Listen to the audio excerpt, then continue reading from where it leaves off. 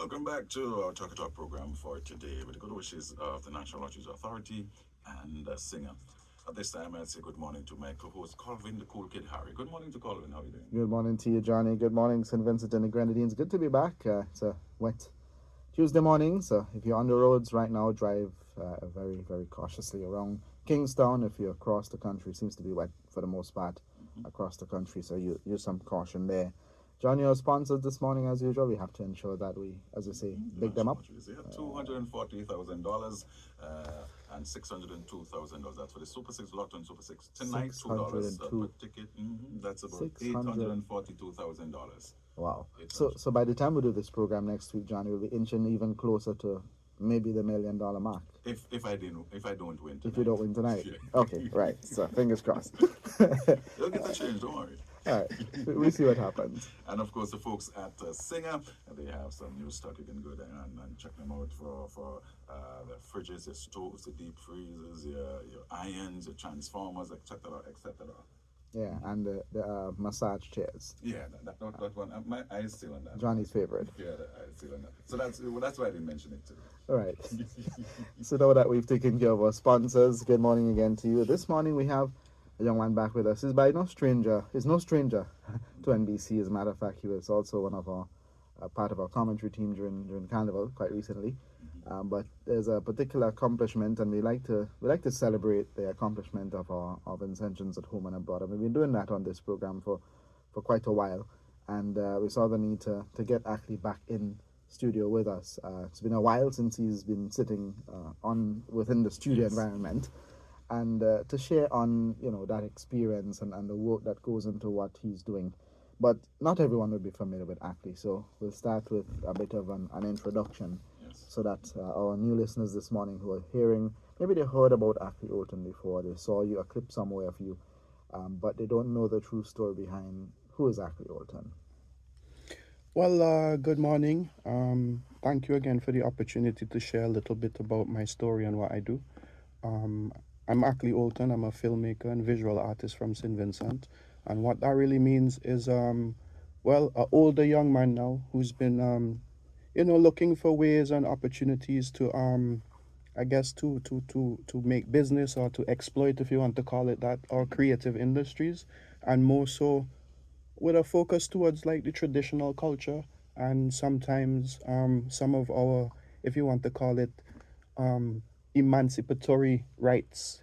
Like I try to focus on stories about reparations or reclamation of our indigenous narrative, or even confronting the history of the transatlantic slave trade itself. Like I like to find the people in our communities who know these stories, who have the information, and use audiovisual technology, cameras, microphones, to share it with a wider audience, mostly to educate my Vincentian people and people in the Caribbean about where we come from, about our legacy.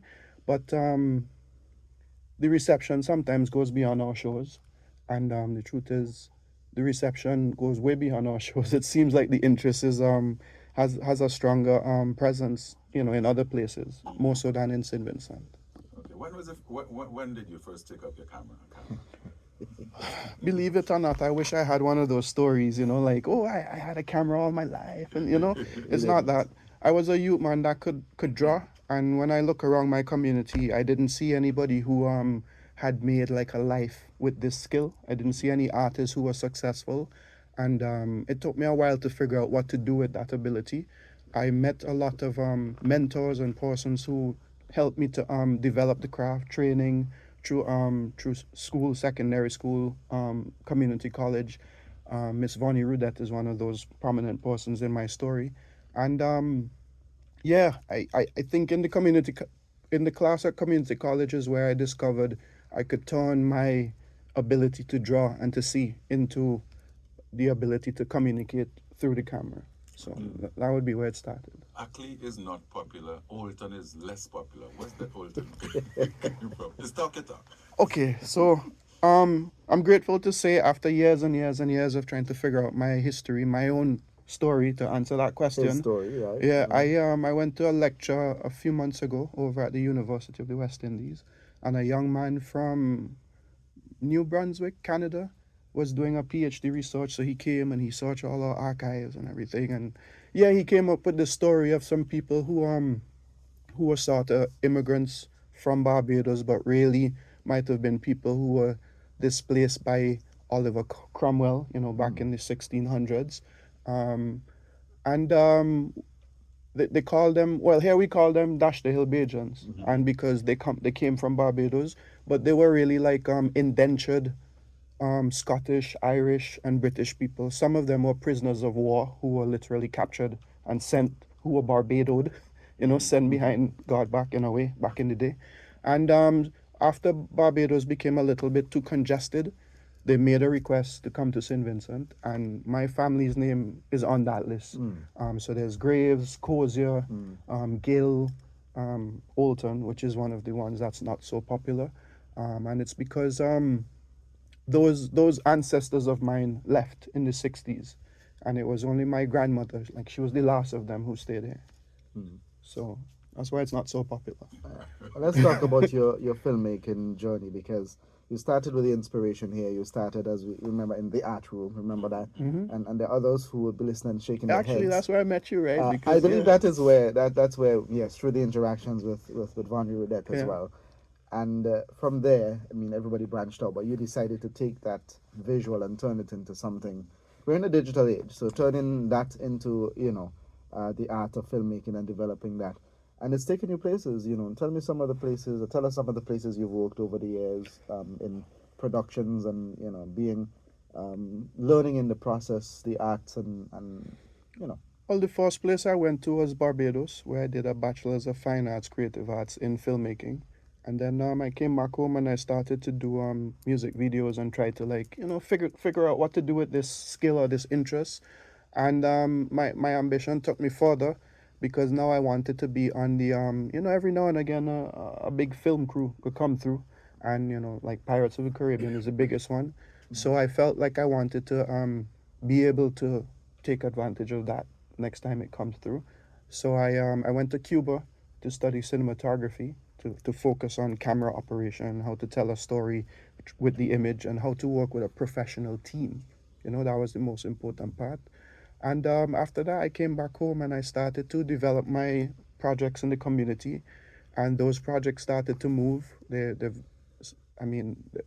My projects has gone to so many festivals, all over the world. I've had to translate them to French, to Spanish, Polish, and right now one of them is about to be translated to Indonesian. So it's really interesting. It's just been a journey of just remaining committed and believing in yourself in the midst of all kind of things that are telling you shouldn't, and just just trusting in yourself, and I guess in God, and just continuing to deliver and move. For the past 6 months, I was in Canada working on a project called In the Black. And In the Black is interesting because it tells the story of the first black radio station that was established in Canada. Now, this is the interesting part, right? That radio station was established in 2001. Oh, wow. And lots of us have Canadian family, and people who are and sometimes we don't really appreciate the experience that they have when it comes to race, and because we don't really hear about racism in Canada. But that story is a real interesting and powerful story, because at the end of the day, 705 has always been, well, NBC Radio has always been a station that we could trust for information, especially in critical times. And could you imagine that for all those years, I guess up until 2001, the black communities in Canada, let's say when a George Floyd happened, they had no mouthpiece, So that's what the story is really about, and how the radio station was sort of used to protect the people, and to help keep the Caribbean identity alive. It's a project by director Francis Ann Solomon, who's this Canadian, British, Trinidadian director. So every now and again I get these opportunities to be a part of some bigger projects outside of St. Vincent, and when I'm not doing that, I'm home trying to develop my projects or using my skills to earn my bread and butter. Well, I remember seeing some of your early work, and that through music videos. I think the first one I saw was the one from your Fatu, Concrete Jungle. That was it, yes. And that was one of your earlier works in terms of showcasing that skill set that you learned. Yeah. Was that from the Barbados experience or from the Cuban experience? That was right after I finished UE. That was my portfolio in a kind of a way, because I wanted. I mean, I had worked on other things in Barbados, but there's something about being able to do it home, and to muster the resources, also to be able to rally the community. Because you can't do everything by yourself. You have to be able to like get reliable people to come out with you, and to build up that kind of confidence in our community. I say has taken a while, because there isn't a lot of opportunities for our community or persons in our community to work in this art form or in this sector. Lots of projects, sorry, and we'll talk about the latest one shortly. But do you have a team on board, or it's just Akley? So I like to say I'm local, but I work globally. So my team is global. I have people who I met in Barbados when I was studying who are part of my team. We stay in touch, and we work. We use the good internet we have, the WhatsApp, all of that to throw my ideas back and forth. I also have a good collaborator in St. Vincent, Colin Brown, Mr. Retail. Don't know if you know Colin yes, Brown. of course. Yeah, Colin is one of my biggest collaborators for years. Like, we went to grammar school together, and we've been collaborating, in this, trying to figure ways to create and get opportunities for years. I've been also collaborating with the Hiruna Film Festival and with Aiko Rudet, who's also another local filmmaker. And then I also have my community in Latin America, because when I went to school in Cuba, that was a whole new world. Like, learning a language is literally taking on a new world. And I find we live really close to the Latinos, but we don't really talk to them. And it's really interesting, like, sometimes, I remember in one situation, somebody I went to school with who came from Colombia wanted a contact in Jamaica. They were shooting a MasterCard commercial. And I had a guy in St. Vincent who could talk Spanish and who's like Caribbean, Latino connected, was able to, like, you know what I mean? So it's just to be able to understand where we are and, learn how to use what you have to operate. So I have a team. Well, let's zoom into the reason why we brought you here this morning to have this chat, and that's because of your recent accomplishment. And Johnny, The best short take it away. documentary award at the 18th Festival International de Cine de Guibar. And That's how it's said. Yeah, the Okay. Madulu, the Seaman, and of course that's a local story. Yeah. Tell us about it. So Madulu the Seaman came out of an invitation that was extended by Miss Carlita Daniel when I had just come back from Cuba, and she told me, come down to Barley. I want to introduce you to this person. And when I went, she wanted me to also, like, film an interview that she was having with the man, and I went and I listened and I filmed the interview. And but while I was there listening, I was holding the camera and I was listening, I started to see the wall that this guy was talking about, which to me looked like one of those epic legendary stories, back in the day, the old man fighting a whale, and I was like blown away, because it's like a frail old man, and to know that he went through the seas and wrestled with these monstrous fish, because they're huge. It also reminds me of a book that I did in grammar school, The Old Man and the Sea. Yeah, Yes. that's what's his name again? George, no, that was George Orwell.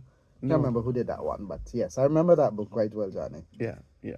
It does remind me of The Old Man and the Sea, to be exact. Yeah, so I was like blown away, because here's this guy in the community who's like a legend, and we don't really know much about him. But the thing that really, really became interesting was these songs he kept on singing, which was like some old time song, all old people that sing. But when he explained the meaning behind the songs, I was blown away, because they were the word that he used to describe them is sea shanty, and what it is, it's sailors' walking songs. So while they were rowing the boats to go out there and catch the whale, or when they finish catching the whale and they have to tug it back to shore, and they need a little bit of motivation, they would sing these songs. And then these songs, because the community knew what the songs meant, when the community heard that man singing a particular song, everybody say, yeah, We'll Yeah. come in. whale Whale come in. coming. So everybody run down to the beach. Somebody swim ahead and bring the end of the rope, right? And then everybody heaving. So that man singing and rowing, and everybody on the beach singing and heaving. And it just had me like the image it bring up in my mind was just so powerful because it's like levels of like community, it's like community expressing itself in that moment, because everybody's doing this to find something to eat. Everybody's also doing this. I guess how I was told, when you come and help You get after they something. process Yeah. the whale, you get Get peace, something. and it's beautiful, and I just when I go down to Barley now, I don't necessarily see that. I don't see that community coming out really. Every now and again, all you might see some fisherman pulling in a like a seine, but you don't really see it like that anymore. And yeah, so it's these things that sometimes make me feel a little nostalgic, and then in my own way, I want to start to influence St. Vincent. So I say, let me use the camera as a mirror and hold it up in front of everybody so they could see some of this beauty that I'm seeing.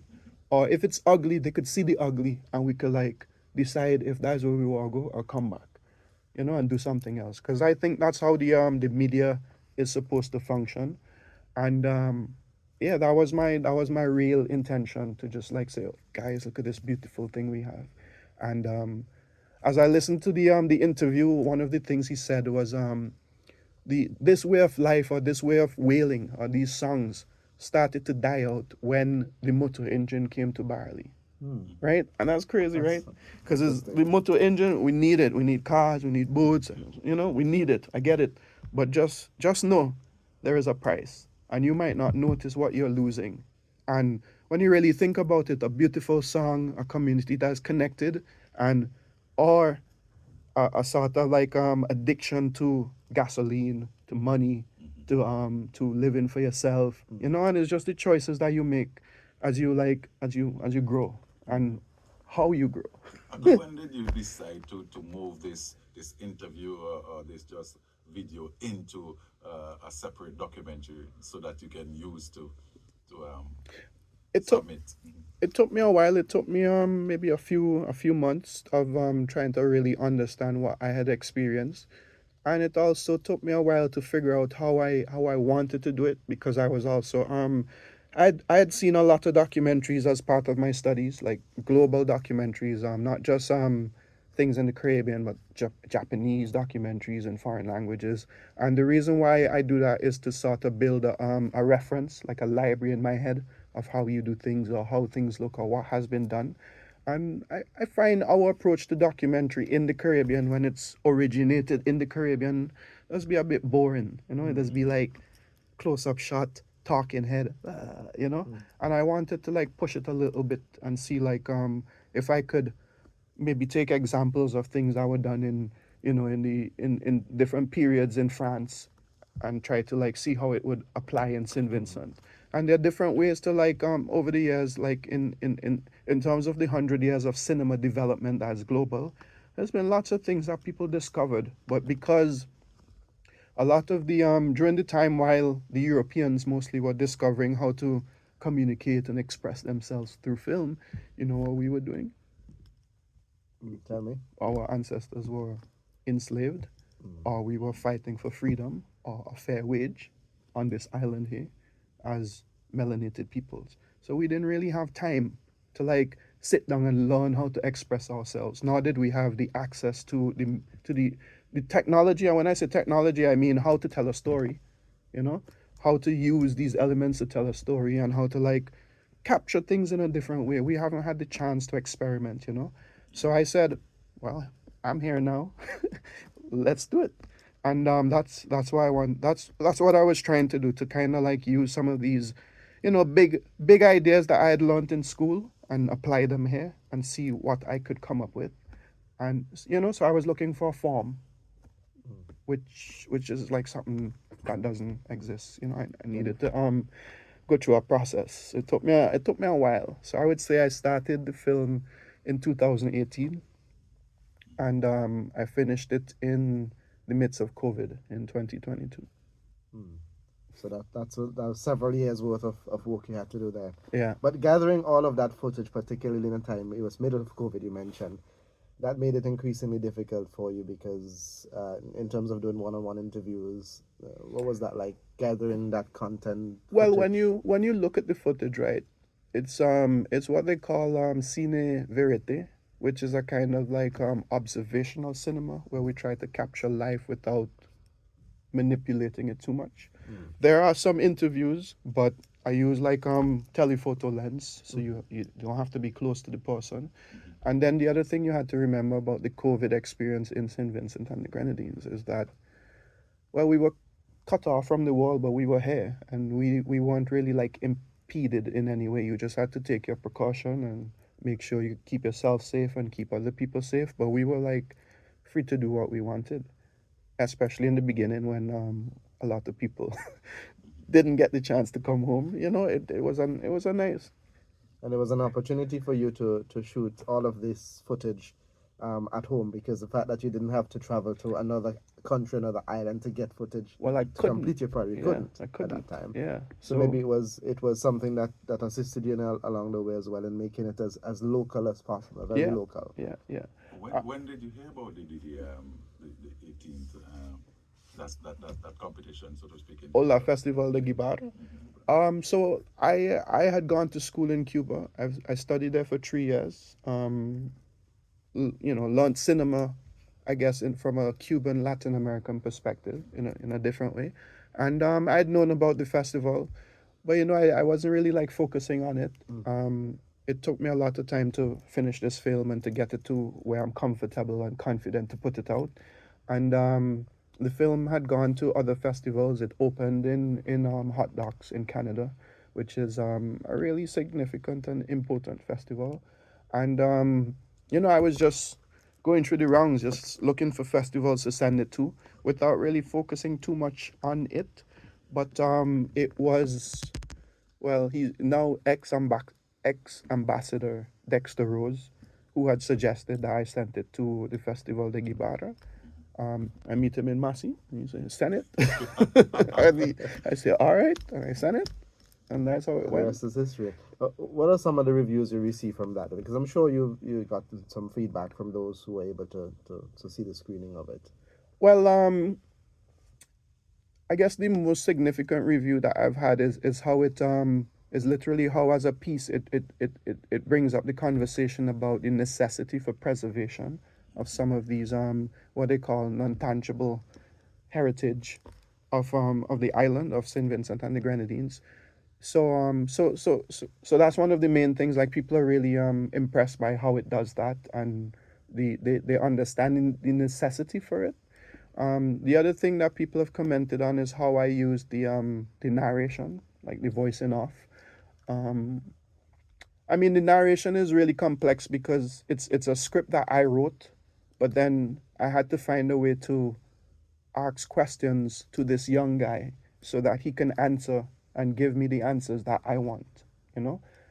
Which is like a thing. I mean, it's a thing that people is I guess it's an interview tack to be able to, like, not necessarily put things in people's mouth, but to lead the conversation and to get you know, people to share their honest opinion about different subjects in a personal way. That has been commented on. For me personally, the cinematography is amazing, like the photography. I was fortunate enough to have a photographer work with me for some of it, and for some of it I did the photography. The photographer that worked with me was a lady from Spain called Laura Sanz, who also went to school with me in Cuba, who had come initially and sort of like helped me to set up the project and, you know, to get going. And then I also have, well, there are other aspects, unfortunately, when it comes to filmmaking that I am not like I'm not professionally like able to do it, if you know. When it comes to song mixing, I had to send overseas to get somebody to do me a good sound mix.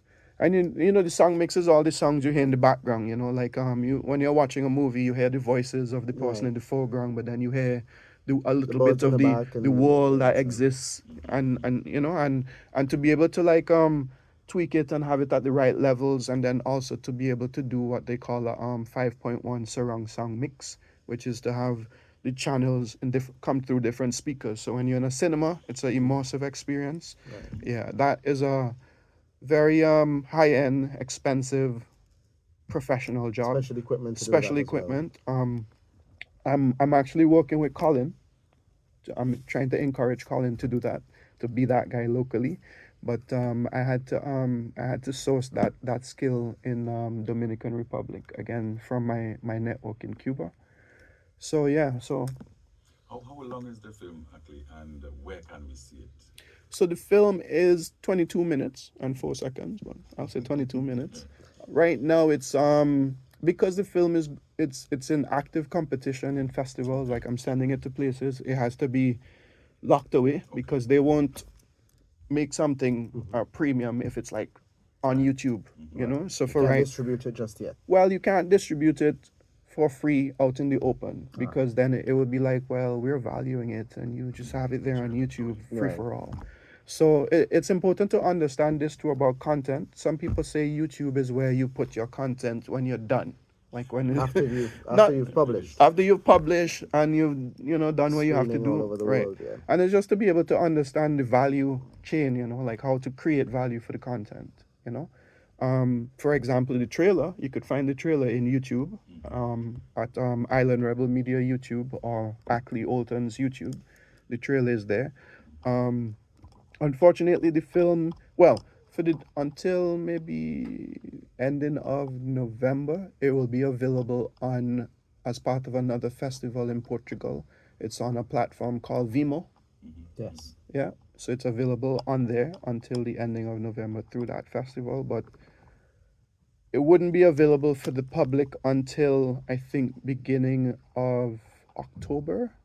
I recently got a new, like, it's a big opportunity.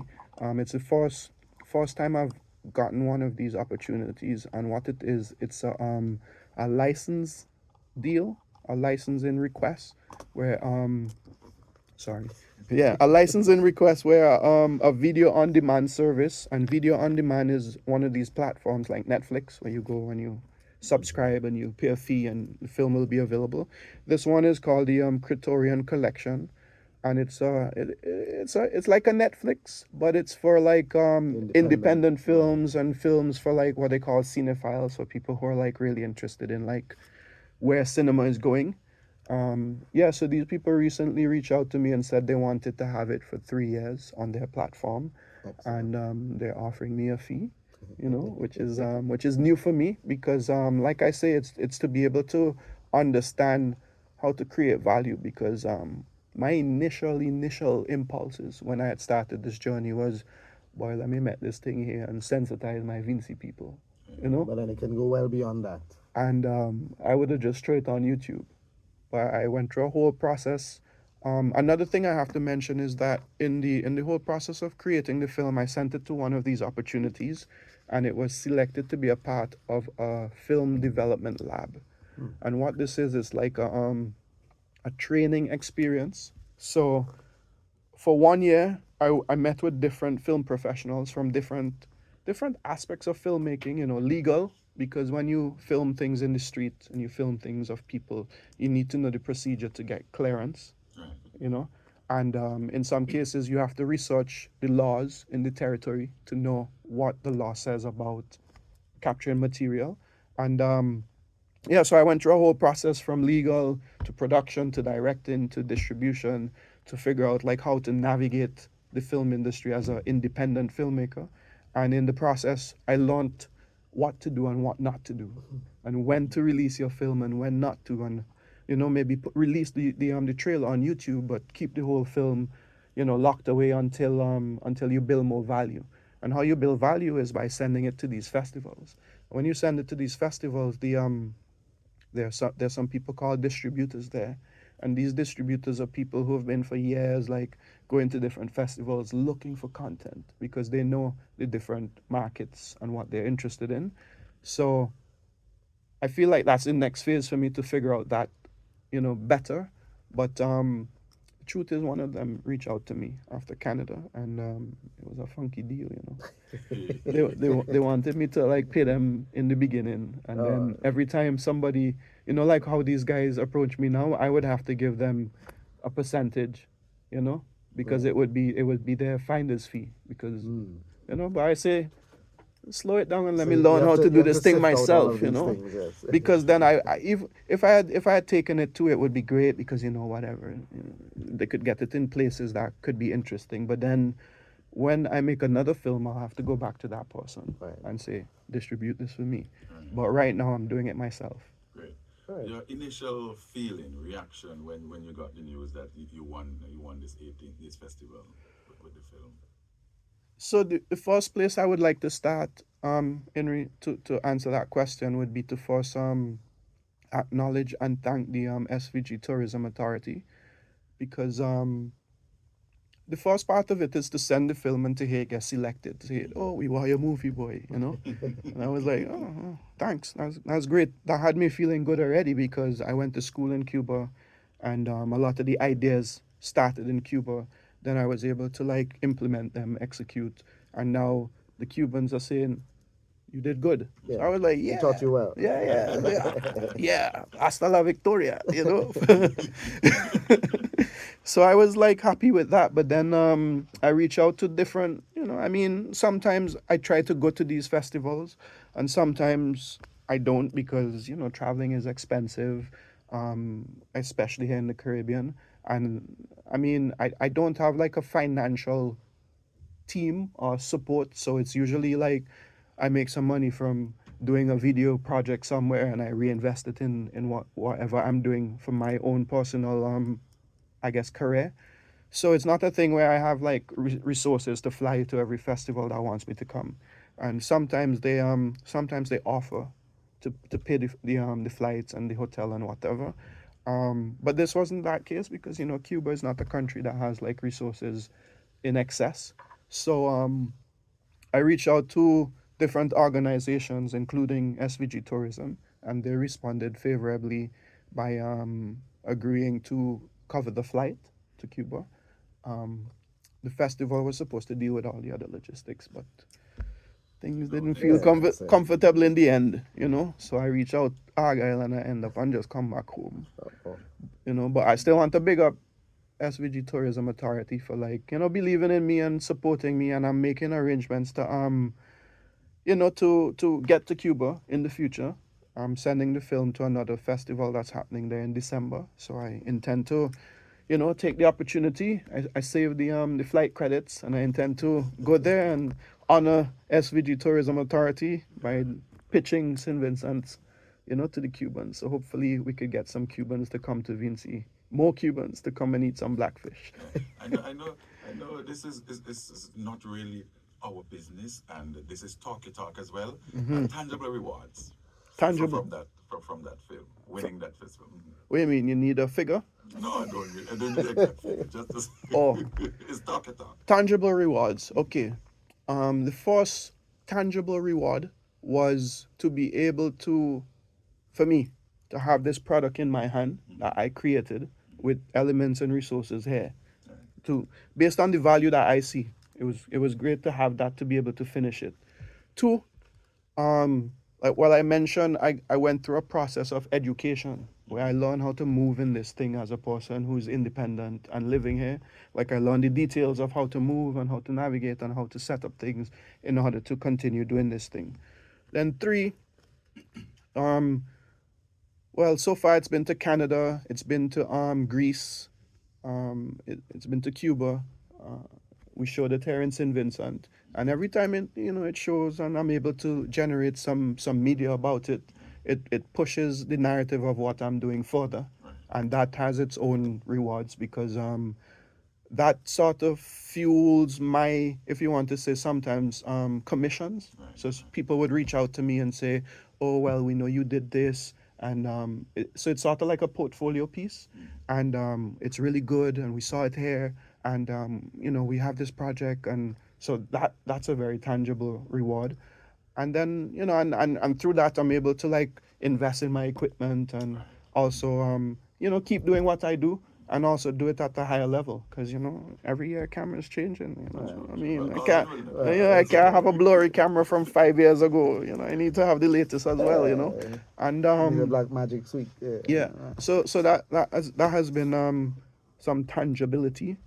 But more so, I think the most interesting breakthrough in terms of tangible rewards, it's happening right now, which is the licensing deal, because it's like how music works, right? Well, you guys are in radio. Every time you play the song, right?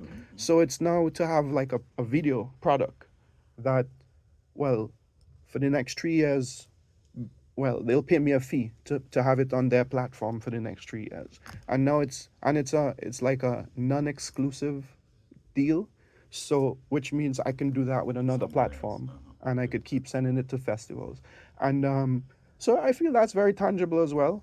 I mean, it's not a lot of cash, it's not a lot of like money, not life-changing money, but it might be able to go towards my camera fund, so for right now, I feel like it's a door opening, and it's encouraging, and more than ever before, it's making me feel like, yo, maybe we could really do this. And maybe if I could, possibilities. yeah, if I could team up with Colvin and Johnny, Johnny P. We'll No, do the song. We'll do the no, song. Johnny, I approached Johnny already, because I think he's a boy. I saw him do a Winston Sosa performance, boy, on the stage in the tent. I said, wow. And I called him because Yes, we had that discussion. yeah, I tried to get him Interesting. to do it, because So when you're doing that documentary on Winston Sosa, you can who well, Winston's, there's so many projects I want to do, There's Winston Soso, there's Beckett, there's so many projects I would love to do. There's even Chate himself. Like, we don't have a film about Chate, Like, how do we continue to tell this story about this giant, right? Just by words, and we have all these resources to like engage the imagination of the future. Sometimes I see it as a responsibility, to be honest, because all the work that a lot of these researchers do, sometimes this work just stays on paper in a library someplace, and you could, I mean, we see it, it's what we consume. Like, I'm sure you and Johnny grew up watching kung fu movies, just like me, back in the early 90s, late 80s, right? And was after that's that. Shaolin, right. That's folklore from Asia, right? We have folklore from St. Vincent, Garifuna folklore, Kalinago folklore, I see bits and pieces show up on Netflix. I don't know if you guys saw Outer Banks. No. But we check it out. Oh no, but they had an amazing story of like El Dorado, the legend of El Dorado. They changed it to say it's a Kalinago legend. And on one of these islands was a giant root, like a vein of gold, which the Kalinagos were harvesting from. And that's a show that is selling 2-3 seasons on Netflix with elements of our culture, They even mentioned the Grenadines in the show. What's the name? It's called Outer Banks. Outbanks. We'll have to check. It's on Definitely Netflix, have to check yeah. that out. Yeah, but so now I'm thinking like I'm watching things differently now. Like when I watch things on Netflix, I'm watching them differently, and I'm seeing like, the format is there. Like, we see the format, and now it's just to be able to like plug our culture into that format. Okay. And I'm sure that you reach back out, or would reach back out to the man you call Madulo. That initial interview with that man in Barley. I'm sure you reach back out to him, tell him the good news. Oh, Tall 12. It's on 12. Oh, yes. constantly. Okay. Well, That's George Frederick, right? Yeah. Tall 12. but it's interesting because since I met him, I guess one of the persons who I also need to mention is Mr. Vincent Reed, because Vincent Reed is, I think he's like a big energy behind Tall 12, and the truth is, Reed is one of those persons who sees a lot of the traditional value in our community and the older people. The truth is, he was the one who introduced Carlita to the whole concept of the sea shanties, and what Vincent Reed has been doing over the years is sort of like creating situations to either bring more exposure to the sea shanties or to create opportunities for the sea shanty singers to go overseas and share the shanties in different platforms. And yeah, I've seen photos and stories of Tall 12 traveling to France and parts of the US to go sing these songs that he would sing in Barley. And so in a kind of a way, there's an unsung hero nest to him. And there have been a few more projects since Madulu that we have collaborated on. A Canadian sea shanty group came maybe when 2002, I think, came to St. Vincent, and yeah, they invited Tall 12 to be like a to give like a master class, and myself and Colin, it was online, virtual. So myself and Colin did all the all the tech, like we bring the Technical. cameras and set up everything, and so that he could teach his master class.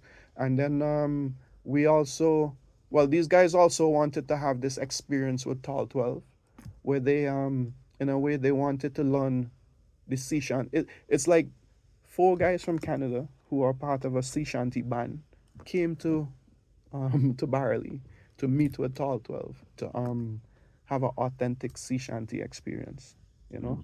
So we continue to collaborate and to like see what we can develop out of this this heritage. Great. Well, we're in the closing stages, and just to remind as well that we do have Parliament later on this morning, so we have some commitments to get to also take care of before then. But actually, I know on a more personal note, and as we get ready to wrap up, you've also been giving back, to your community. I realize that you're also involved in the National Public Library's Height program. In a nutshell, tell us a bit about that before we close. Well, before I even went to embark on this journey to learn film and to study film, I was a teacher. I would teach I used to teach visual arts at St. Martin Secondary, and I've never stopped being a teacher. So when I learn, I give it back. Over the years, even when I was at UE, I would stay for the summer to teach summer art programs, teach photography, teach visual arts, video editing, because I really believe in this part of the Caribbean, I really believe if I had these skills earlier, I would be way further. If I was that youth man with the camera, I would be Spielberg by now. Master cinematographer. Yeah, that's what I No think. limits, no Yeah, so I just try to pay it forward and just try to as I get it, share it with people, and in a kind of strategic way as well. I'm a young guy still. Projects keep coming. I'm going to need people to work with. So if the people show the interest, of course I'll teach them. So that's what I've been doing. So whenever they reach out to me, I try to I try to, as much as possible, just be present and share. Awesome. Sounds like we're on the road to success. So keep on keeping on, as they say, and the boundaries will get wider and wider as you take your films abroad, further away. I'm sure we could continue this conversation for a few more hours, but we have to end it off here. Thanks as well to our sponsors.